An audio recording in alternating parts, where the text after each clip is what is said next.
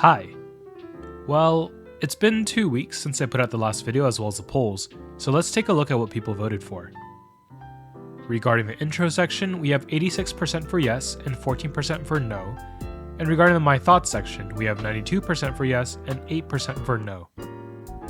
This means that I'll be keeping both sections, but I will try to adjust them based off the feedback that I received. I'll try to keep the intro section more on topic, which means that I'll try to keep it about keyboards and keycaps.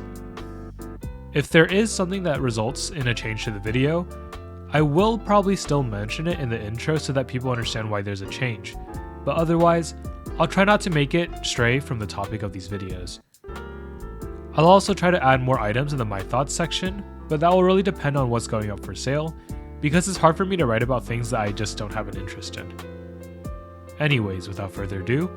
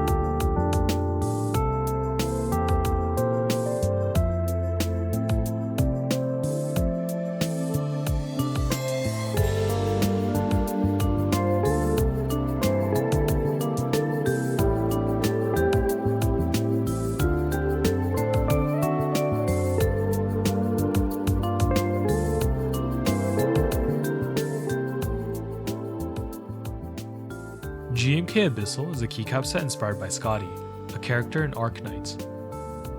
It was originally supposed to go on sale on February 1st, but was quickly pulled after going live due to some kitting issues that were pointed out to the designer. Now, of course, it would have been ideal if these issues were noticed and resolved before the set went live, but since that didn't happen, I do think that it's praiseworthy of the designer and the vendors to put the group buy on pause and fix these issues so that people will receive kits without missing keys that could lead to compatibility problems. The prices that are currently listed in this video and the doc were the original prices before they took down the group buy, so those may change depending on how many keys were missing from the original kits, and it is totally possible that the kitting of the set will also change. Therefore, I won't talk too much about stuff like compatibility and what kits are being offered, since we've yet to see an update. I will, however, talk about the general design and what I think about them. I don't play Arknights, so I don't know the character or the background behind the game, but I do like how the set looks. I personally prefer the dark alphas rather than the white alphas being offered in the base kit, so I wish that there was a dark base kit that was being offered, because if we take the original prices as an estimate, a base kit plus a dark alphas kit would cost $182, which is a lot of money. If you decide to add on the novelties kit, that would end up costing you $231, which is definitely not cheap. Regarding the novelty designs themselves, I think that they look quite nice, but I do wish that they offered some blue novelty keys because I think that it would look really nice if you were to go for the dark alpha kit. With the group buy coming soon though, I don't think that this suggestion would be possible at this point, so it's really just a pointless thought. Overall, it's a nice set, and though there were some hiccups, I'm glad to see that the designer was willing to admit their fault and work on the set to improve it for the consumers. There are still a lot of unknowns at this point just because I'm not exactly sure about how the kits will change, but hopefully we'll get that information soon. Though I do like how the set looks, the pricing is just a little too much for my taste based on what I would go for, at least based on the estimates. However, if you do like Scotty and want to make an Arknights themed board, this is a set you might want to consider. GMK Cubed is a set obviously inspired by the GameCube. I remember that there were a couple retro gaming themed sets that had went up for sale in the past, and although they were pretty nice, I think that this set looks the best out of them all. It definitely could be because that I have a lot of nostalgia and memories associated with the GameCube, which might be the main reason why I prefer this set over the others, but I think that it's also a really well designed set with some little touches that really drive the theme. On the modifier keys, the designer went with green, red, and yellow text to represent the A and B buttons as well as the C stick on the GameCube controller. And the novelties also have a lot of nods to the GameCube system, without, of course, blatantly infringing on Nintendo copyright, which would probably lead to the death of this set, as Nintendo has historically been very protective of their IP. The accent kit lets people add a bit of color to their build, and while it's not for me, I can definitely see why some people might want to pick this up. And last but not least, there will be a spacebar kit offered in this group buy for those who either want a light gray colored spacebar or need different sizes for layout compatibility. One of the coolest things being offered in this group buy is the Hippie Artisan that is designed to look like a GameCube. I didn't manage to find any estimates or pricing for any of these kits or the Metal Artisan, but if the pricing is right, I'll probably pick one up since it just looks awesome. I will say though that this is probably the most risky part of this whole set, and if Nintendo does somehow manage to get a whiff of this group buy, there is a possibility that this might get a cease and desist, so I guess we'll have to just wait and see what happens. There have been plenty of sets that have managed to slip by, with one being GMK Hero, which is a set inspired by The Legend of Zelda, another famous Nintendo IP, but on the flip side, there were sets like GMK Blink and DSA Encore that were killed due to copyright infringement.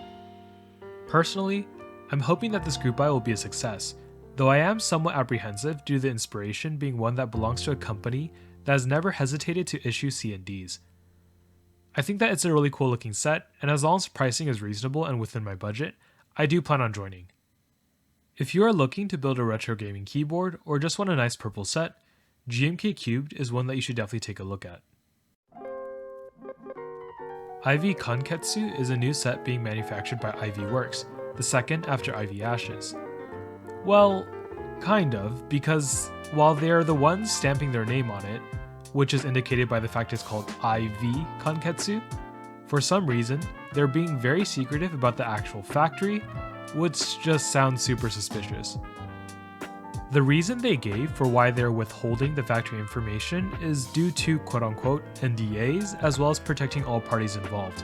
But they need to realize that the reason why people want to know is because you are asking them to pay good money for keycaps. We have a picture of samples which look good, but as we know from examples like Milky Way Key's recent debacle with sets such as MW2DGF and MW Demon Girl, mass manufacturing is a different beast. Furthermore, if this turns out to be a factory that produces the Taobao AliExpress clone keycaps for $20 to $30 a set, it's going to be a hard sell since they're asking for $79.99. Well, despite this bad news and suspicious outlook, it might not be all bad, as one person on the Geek Hack reported that they are quite impressed with their set of IV Ashes, so maybe there's some hope after all. But I do think that you should keep this in mind going into this group buy, just so that you understand what the risks might be. After all, my set of PBT Ichigo from Milky Way Keys was really good, which was what led to me being confident in their ability to manufacture good keycaps, only for that to bite me months later with the massive QC issues that they've been having. Anyways, back to the set itself, IV Kanketsu does give me Cat Mume vibes, which was a set that went up for IC in 2020 but then died. This makes sense since both sets appear to be inspired by Muji, a Japanese retail company that sells minimalist, household, and consumer goods. I think that the design of the set conveys that pretty well, with just a few simple looking novelties and one large expansive kit that should provide a decent amount of layout support. Of course, some might say that the fact that it includes katakana sub-legends means that it's not minimalistic because it does make the key look more cluttered, but I think that it's fine because the inspiration is a Japanese company. I'm also not well versed at all with the tenets of minimalism, so my opinion on it really means nothing. Overall, I do really like this set, but like many others on the Geek Hack I see, the extreme secrecy regarding this factory just really susses me out. I might get a set just to see if it really is quality, but that's viewing it from a content creation angle because good or bad, I can make a video out of it. If this bothers you and you would rather avoid the risk, maybe you can take a look at nice PBT Shinbun from Canon Keys for something kind of similar. It's definitely not the same, but at least Canon Keys is a well-established vendor, and you can definitely look at different samples of nice PBT Shinbun since it's an in-stock set that has been sold for quite some time now. However, on the flip side, if you are willing to take a bit more risk with your money, I think that IV Kanketsu is a nice looking set with extensive kitting at an okay price. I'm not really sure what the inspiration of WS Orchid Strings is, but it does give me some Hyperlight Drifter vibes. I think it's because the game does use different shades of magenta and pink, and also features some geometric designs, but otherwise, that's pretty much where the similarities end. There was a set called DSA Drifter and then later Cat Drifter that was inspired by this game and was officially licensed, but unfortunately, the group buy has ended a long time ago and all the extras were sold, so good luck trying to get your hands on them. For this group buy, there will be a base kit, a full 40s base kit, novelties, a numpad, and spacebars. There will also be a metal artisan and 2 Deskmats being offered that you can pick up if you want even more customization. Unfortunately, there won't be any language kits offered, so if you do need those keys, I guess you're out of luck. I do think that it's really cool how there's a full 40s base kit being offered, because it offers a ton of keys and means that 40s users don't have to buy a ton of separate kits just for layout compatibility. The 40s kit looks super extensive, so you'll probably end up with a ton of extra keys, but hopefully you'll be covered with any potential layout that you're considering. The novelties kit is quite large and has some cool designs. I do like how it has keys that comes in both the main color and the accent color so you can brighten up your board with the accents. And finally, you have the numpad kit for those who use full-size boards or have a separate numpad, and the spacebar kit if you'd rather have the accent-colored spacebars. Pricing for these keycaps are pretty standard, but interestingly enough, it is more expensive than Wucha Studios' other set that recently went up for sale, WS Kraken. The WS Kraken base kit went for $85 and had a lot more keys compared to the $99 for the WS Orchid Strings base kit. I'm not sure what the reasoning is behind this price discrepancy, but it definitely is kind of weird. It may be due to the fact that WS Orchid Strings has a lot more kits, so maybe they had to shift the cost between all the kits to ensure that all of them will meet MOQ requirements, but I've never designed or sold the Keycap set, so what do I know? The price isn't that bad for keycaps in this hobby, so while it would have been nice if it was lower, it's acceptable. I've been following this project for some time, and I'm really on the fence about whether I want to join this group buy. It's a cool design, but I guess I'm just not sure if I want it enough to buy it and put it on a board.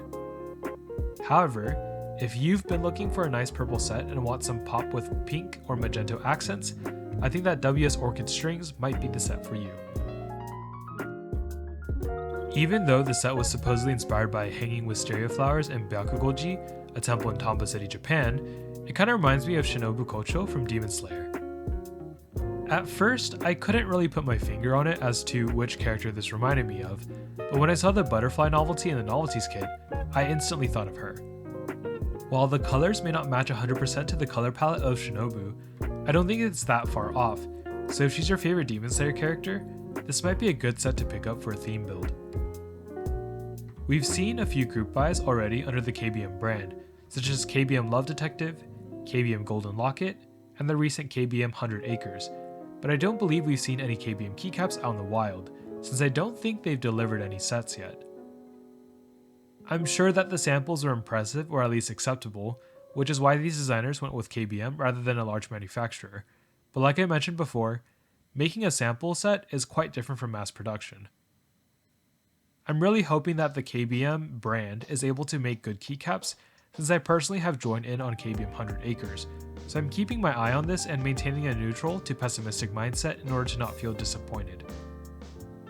Anyways, pricing for these keycaps seem to be pretty fair, with a $90 base kit that includes the numpad as well as a decent selection of other keys for layout compatibility. There are also different alphas kits and an icon modifier for $30 each, which means that if you don't like the base kit or don't need the numpad, you can kinda build yourself a base kit for $60. The Spacebars kit offers a ton of keys in the 3 different colors for $20, the 40s kit is also pretty large for $30, and the Novelties has a decent selection of designs for $25, which are all below GMK and most other manufacturers' pricing.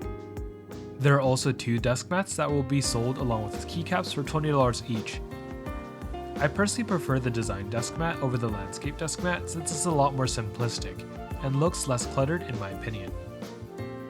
Unfortunately, I already have a decent number of purple sets, so I'm not in the market for one at the moment, but I think that if you've been searching for one or really like Shinobu from Demon Slayer, this is a set that you should definitely take a look at.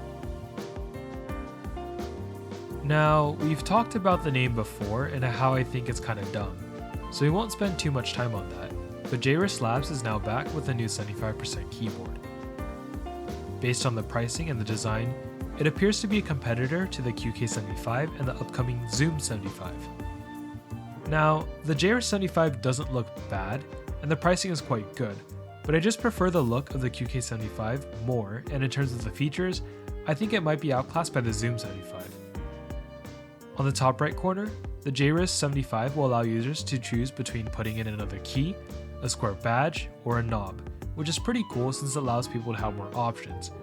But I feel like the badge knob implementation was done better on the QK75 because the square piece around the knob feels kind of out of place, and on the Zoom 75, users will be able to choose between a 2U LCD screen, a 2U badge, or an extra key plus knob, so the JR75 feels outclassed there. Melotrix will also be offering some special knob designs, so you can choose a different knob to match your build. The JR75 does have some nice features though, as it includes an internal brass weight. I'm not sure if this is a typo, but it also says that it will come with an anodized aluminum weight as well as a stainless steel PVD weight with each board, which is pretty cool, though it does mean that you will have an extra weight lying around. It will also come with a carrying case, a Type-C cable, a battery if you get the Bluetooth PCB, and an artisan keycap, which are some nice inclusions. Even though I prefer the other boards to the JR75, it is always nice to see more competition. The boards being offered between Synth Labs, QWERTY Keys, and Melotrix are all somewhat similar, so I'm hoping that they'll push each other to offer boards with more features and cool designs at a low price. While this board isn't for me, and I'd probably wait for another run of the QK75 or just wait for the Zoom 75, I do see why there are people who are excited for this keyboard. If you are someone who wants a 75% board relatively soon, or maybe you actually prefer the JR75's design over the others, then you should definitely consider picking this up. The AM Compact Touch is a new keyboard from Angry Meow, the designers of the famous Cyberboard. At first, they named this board the AM65less to be kind of cute by saying that it's less than a 65%, but people recognize how stupid this sounded and flamed them for just not calling it by what it is, a 60% keyboard. So I guess they decided to go with the AM Compact Touch. The big feature for this board is the fact that it features a touch panel on the front of the keyboard to replace the arrow keys. They did this because they wanted a more symmetrical design, and this allowed you to not move your hands as much when needing to use the arrow keys. But it kind of feels like they were just trying to create a problem so they can design a quote-unquote solution. While this board isn't for me, I feel like it's been really hampered by poor marketing and decisions by Angry Meow, which can be seen by the low pre-order numbers on their Indiegogo. Part of it is definitely due to the fact that it's not as cool, or I guess bizarre looking as a Cyberboard, but I think that if they had advertised the product differently, more people would be interested. I think that framing this layout as a new layout that you created to simplify the 65% layout to make it more symmetrical sounds stupid and arrogant considering the fact that it basically looks like the HHKB layout, which has existed for a long time now. Furthermore, 60% users have long since figured out a workaround for the lack of arrow keys by simply using layers, so the touch bar feels kind of extra as a solution. The technology is interesting and could be programmed in different ways to offer a ton of functionality. But oh wait, Angry Meow keyboards use their proprietary software rather than QMK, which means that you are stuck with whatever they develop. If the software to reprogram the touch bar was QMK, then maybe people would be more receptive since you could maybe think of different uses for it, such as launching applications or having macros tied with certain swipes or touches. Anyways, I'm sure by now you can tell that I'm not a big fan of this keyboard. If you don't mind the proprietary software and want to try out the touch bar, it's your money, so feel free to spend it how you may want to spend it. However, if you're just looking for a cool keyboard and don't need those features being advertised, I would suggest that you look elsewhere. The Swiss is probably one of the most unique keyboards that you'll find out there. It's definitely not cheap at $409 for the palm plate and $439 for the brass plate version, but the high cost is definitely due to the machining required to produce this keyboard. Due to all the craters and holes, it requires a 5-axis CNC machine in order to cut these cases, with each top case requiring 5 hours to finish. As a result, this complexity and time required to machine is reflected in the price, which makes this quite an expensive 60% keyboard. The board is not for everyone. It's interesting and gimmicky, which I'm sure many will love, but that price is quite rough since it doesn't offer additional functionality compared to other 60% keyboards on the market. Therefore, I would not recommend this board to most people. However, if you can afford this keyboard comfortably and want a really unique keyboard that would definitely be a conversation starter, then I think that this is something that you can consider. The Venice Rialto is a tinted ergo keyboard with an interesting design, which isn't surprising considering the fact that it was designed by Create Keys. It features a large badge on the bottom left side, as well as a knob that sits inside the case. The tinted design is something that they say is inspired by the Rialto Bridge in Venice, which does make sense, though I will point out that tinted ergos have really only gone popular after GOK introduced the Type K, which I'm still waiting to go on sale. I think that this design is definitely not for everyone. For example, I'm not the biggest fan of the lower left badge because it feels like it's out of place. However, like the original 3075, I'm sure that it will have its fans due to its uniqueness, and there will be people who buy this keyboard.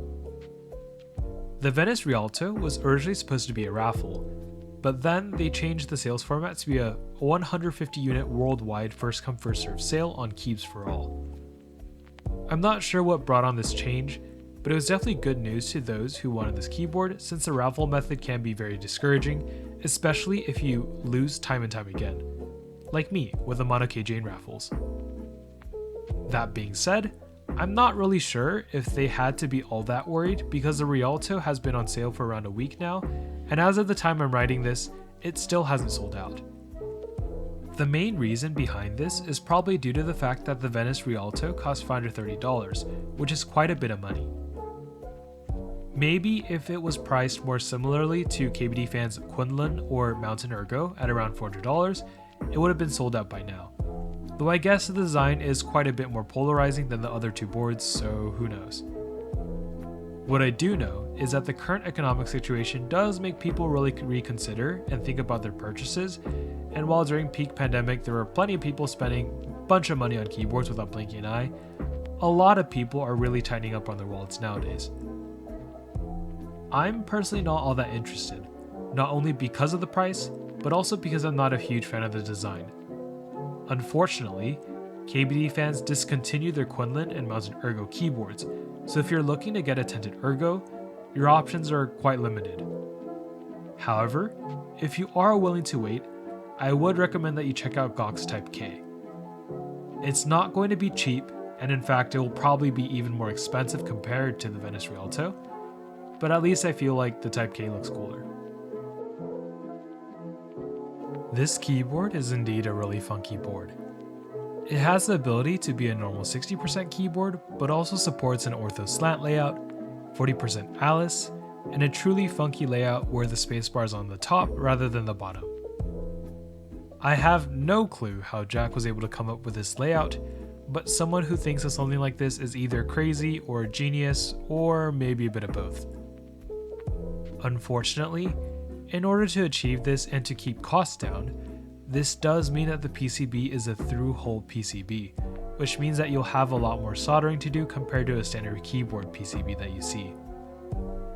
There is a build guide linked to the product page that should hopefully provide a bit of guidance if you do decide to get this board, but I know that it can be daunting for those who are new to soldering. There will be different plates offered as an add-on if you want to try the other ones other than the one that you buy with the keyboard, as well as extra daughter boards, so feel free to experiment how you would like. Personally, I probably would not recommend this to a beginner, though I guess if you have a lot of soldering experience, then maybe this won't be an issue. But for those who want a bit of a challenge or want to try something wacky and new, the Funky 60 is the board for you.